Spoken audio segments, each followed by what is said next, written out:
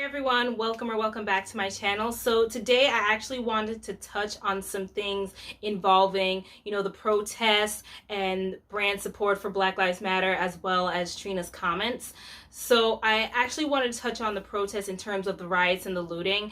Now I'm going to talk about the pros and the cons of this. So now the cons of these, I really do think that rioting and looting, as Martin Luther King says, is often the voice of the unheard. And although I don't always agree with every single aspect of the riots and the looting, the pro of it, I do believe that if this sets a statement to show that people are tired and that they want the justice that they deserve, then so be it. And I also do agree that with the riots that even in history, we see that things have gotten done when people, showcase their rage, their exhaustion, their being tired of the same old thing and just not getting the justice that they deserve. And I am in agreement with that, because ish will hit the fan eventually. And if you keep oppressing a certain group of people without the justice, it's going to come, all hell will come on your head. And I think people are starting to see that. We even see this in history, that I heard that when Martin Luther King was assassinated, that led to a riot, and then eventually the Civil Rights Act, got passed.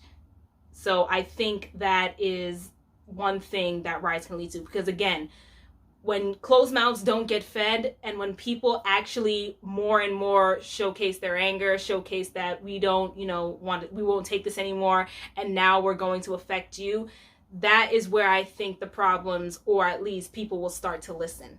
Now, granted, I am here for civility. Trust me, I am here for civility being the first choice, but I also feel like the riots and the looting is kind of an answer as a last resort. Where I kind of don't agree with the riots is because I do see people who are rioting and looting, and I have seen videos on YouTube where people are breaking into stores in New York City, especially. People are breaking into luxury stores like, Louis Vuittons and Gucci's and stuff in LA and in Beverly Hills, and they're looting those stuff. And I do not agree. I don't believe that most of these people that are looting and rioting, I don't believe that these are part of the protest, the peaceful protest. And I do think they kind of take away from the protests. And I've seen most, if not all, the protests have been peaceful. And what I do love to see about these protests is that I think it's a sign from the universe, from God, showing that the time is now.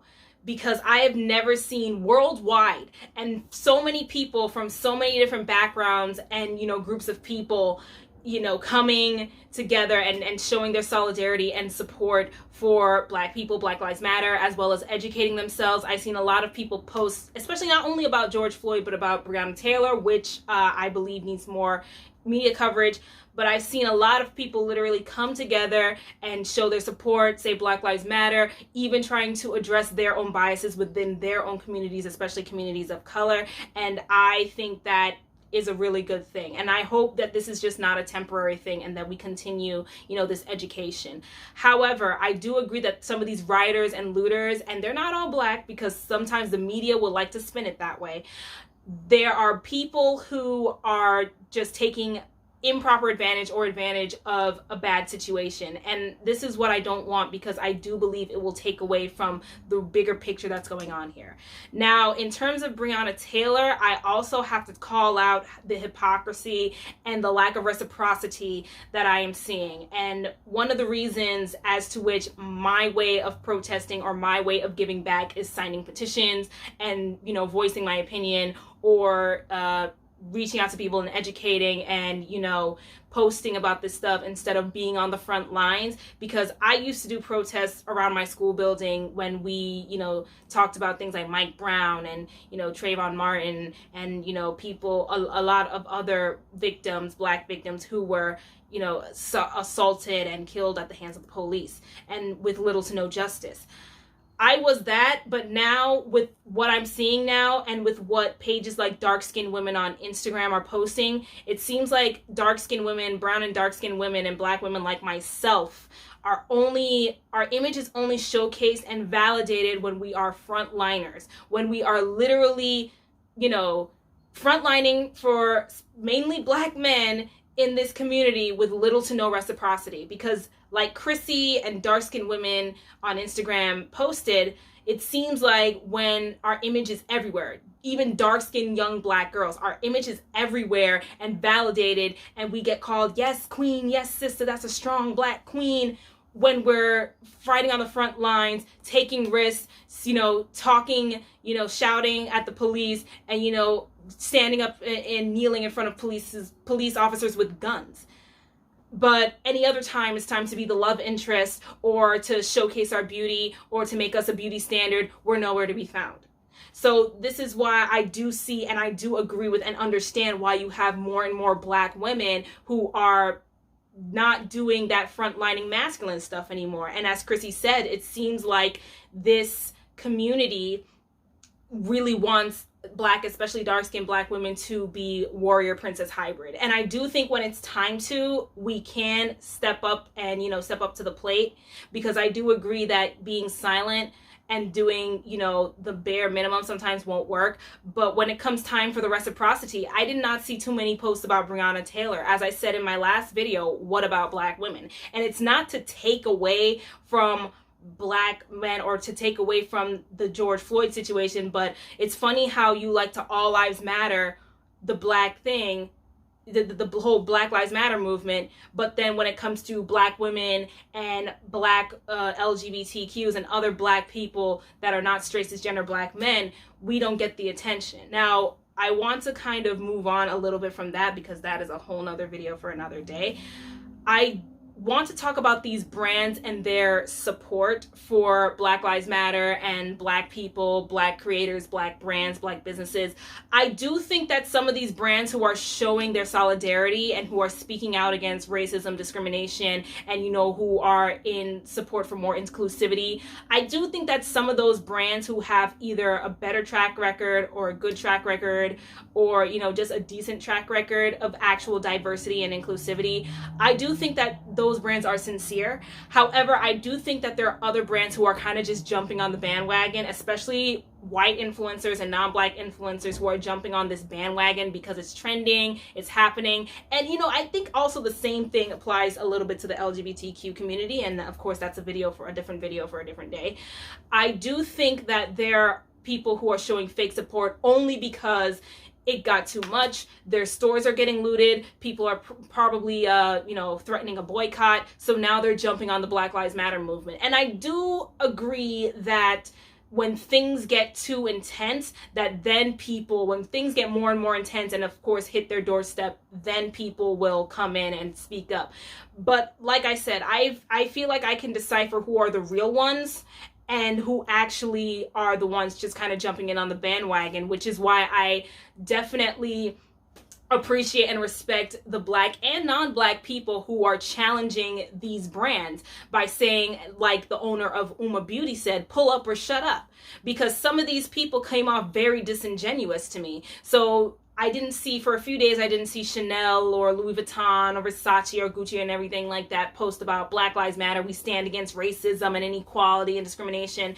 And with the high-end luxury brands, I'm looking at you and saying, okay, how many black people, and like, the owner of Uma Beauty says, how many black people do you have working for you? Are you hiring as models? Not the tokenizing ones. Do not tokenize us, because we've called that out. How many of us do you have in your leadership roles? How many of us do you have in your planning and executive and behind the scenes roles?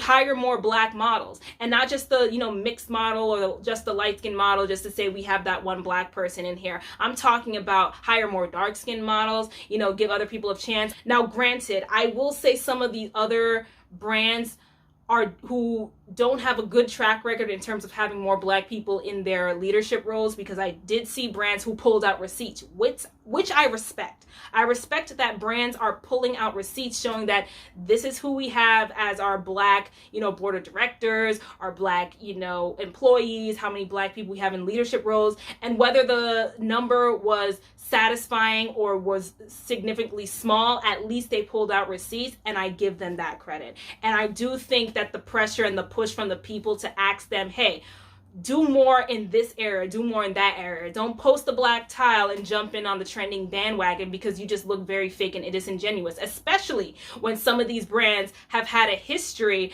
of, either being tone deaf, either being blatantly disrespectful. And sometimes I don't get the woefully ignorant thing like Lovely T was talking about, where they say, okay, we did something, black people found it offensive, we just didn't know about that history. So I often think that a lot of times it's just, in a way to save face. And like I said, side note, I do see this thing happening with the LGBTQ community where, last year it was rainbows everywhere and Pride Month this and Pride Month that. We stand with the LGBTQ community. And then they have this thing called queer baiting where even people in the LGBTQ community have said, we don't buy what this brand is trying to sell. That now it's all in solidarity with us. And look, I appreciate brands who are trying their best, because Ulta Beauty has tried. Ulta Beauty has posted about the black brands that they have in their stores, and I want them to include more. So, and especially ones that I can find in their stores. So I have their app, and I definitely see they have the Beauty Bakery, Juvia's Place, Uma Beauty, and I think they have like Shea Moisture and Carol's Daughter, and I just want them to, find more. So that is good. And I like to see that other brands that either I follow or have purchased from step up to the plate. And I do think that is the positive thing about black people and black people over the internet pushing them, because again, closed mouths don't get fed.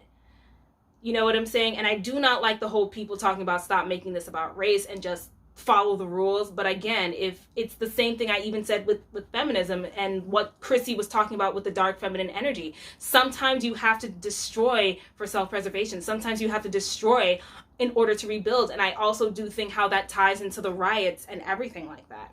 But again, back to these brands, I do give props to the brands for, showcasing black creators, showcasing black, talent, showcasing black people who use their products, showcasing black owned brands, and, using their platform to say, here are some black owned businesses and cosmetics and, hair products and restaurants and all types of businesses and fashion brands and services that you should follow, you should check out. And that is good. I realized for my business page, for my business, I have had an influx of followers and likes and everything like that. And that is great. However, I will say this. I posted this on my Instagram for my business. I posted this on my Instagram. And what I told them was, I appreciate and thank you and welcome you for all the new followers and the new support and all the likes. But I'm just saying, when the dust settles, are you still going to be here? We as black-owned brands and businesses can't just rely on one-time support in the midst of a tragedy like this. And I've also called out black people for this too.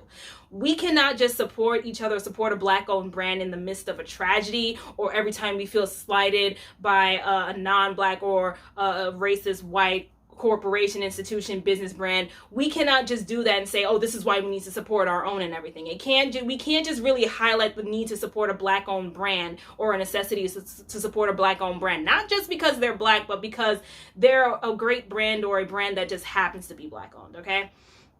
We cannot just do that in the midst of a tragedy, because we, like every other small or other everyday business, we have, bills, fees. If you're a brick and mortar, you have rent to pay and everything like that. So a one-time or temporary support in a case like this is not going to cut it. And that's what I told them. And I posted it again, and I will probably post it again. A one-time support is not going to cut it.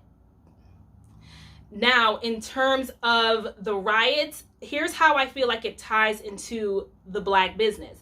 Because the thing is, although I do think rioting can set a statement, I also do think, again, when the dust settles, we saw this with the LA riots, we saw this with the Detroit riots. I heard a lot of things from those riots from the 90s and the 60s. They're still in bad condition. And sometimes people say that is used as breeding grounds for gentrification. And that's a separate issue. That's another video for another day. But I also say, like people are saying, black-owned brands and small-owned brands and small-owned and black-owned businesses can't necessarily be hurt because it's hard enough as it is, and it will take time to recover. And sometimes they probably can never recover, who knows?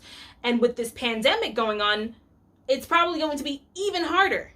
Now, I saw some videos. It's funny. This popped up on my YouTube page, my YouTube homepage, and I found it funny. These were videos from Black-owned business owners or Black business owners from the LA riots in '92, and they're saying my store was rioted and looted, and it doesn't make sense because I'm a Black-owned business. I have a business and I'm small, and it's already harder as it is. So you rioting and looting and messing up your own communities.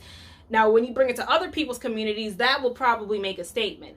But the rioting and the looting of your own communities don't necessarily solve the problem, because people aren't going to come back. The government isn't going to come back and fix those. And then you're back to square one, if not a lower place than you already were. Speaking of rioting and looting other people's businesses, Trina made some very insensitive comments about the riot and the looters, calling them animals down in Miami.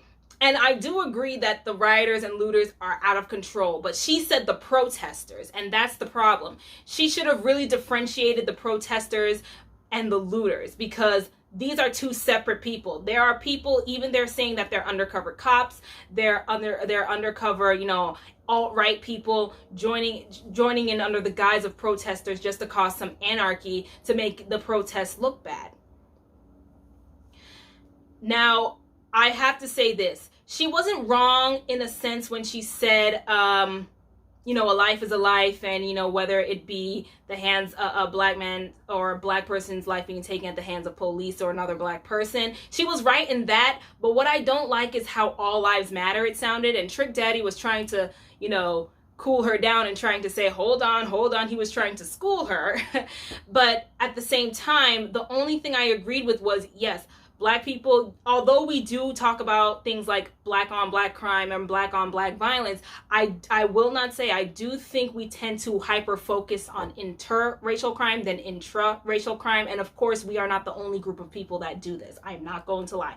But it seems like sometimes, you know, we definitely kind of try to highlight a situation like this. But again, going back to the Sadie Roberts Joseph and Jasmine Barnes situation, when we all thought it was a white supremacist that killed, or a white person that killed Jasmine Barnes and Sadie Roberts Joseph, we were, you know, trying to find this person. Some people said it almost started a riot down in Texas with Jasmine Barnes, but when it was found out to be two black men that killed Jasmine Barnes over the case of mistaken identity, and that it was a black man who killed Sadie Roberts Joseph, it was crickets, or it was a conspiracy.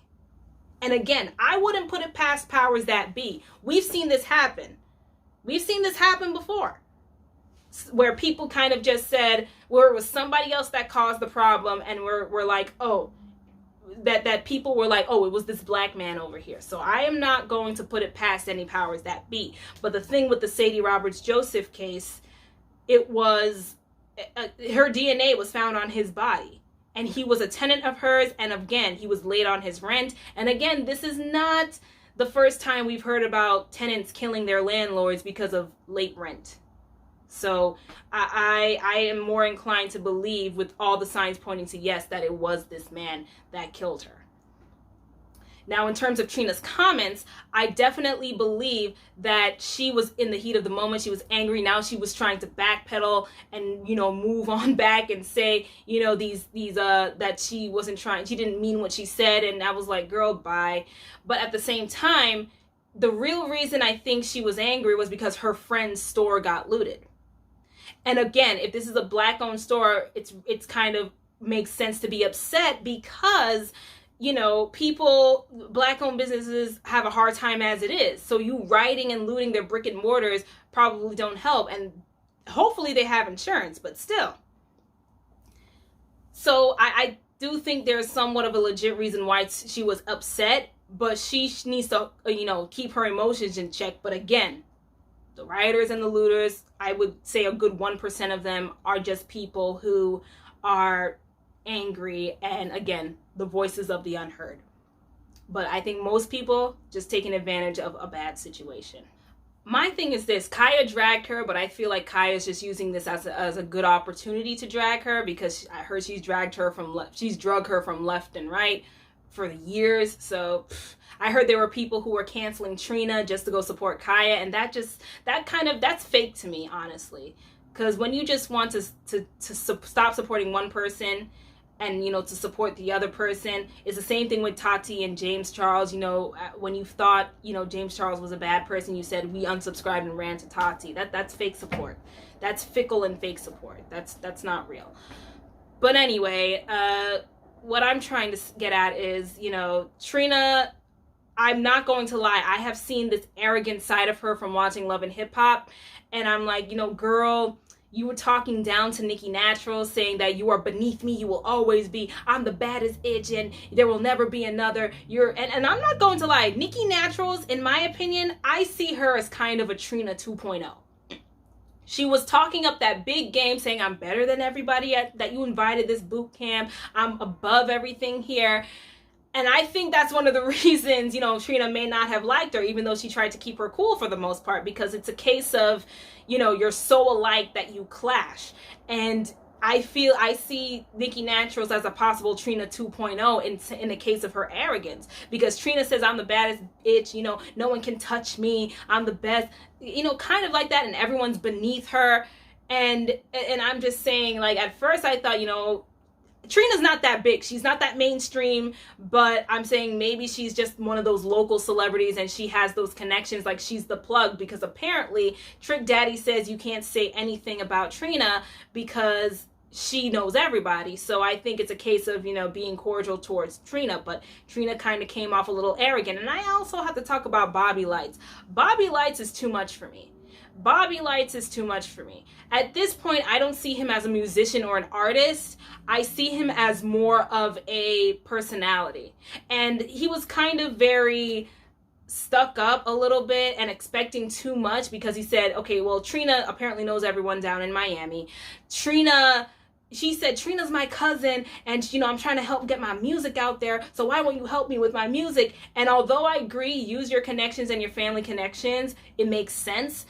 Apparently Bobby Lights is from the family that Trina doesn't mess with, and she said that season 1. So what did you expect? Do you expect her to just welcome you with open arms? And he kind of acts like, I think Bobby Lights relies too much on the fact that Trina is his cousin and that he has this, you know, certain personality and everything, that he can just have all his blessings rain down from the sky. He's too extra, and that could just be his personality, but it gets to the point where no one is going to take you seriously as a musician, and people just look at you as a reality TV personality who happens to make music. And that's the case I see with a lot of these people who come on Love and Hip Hop.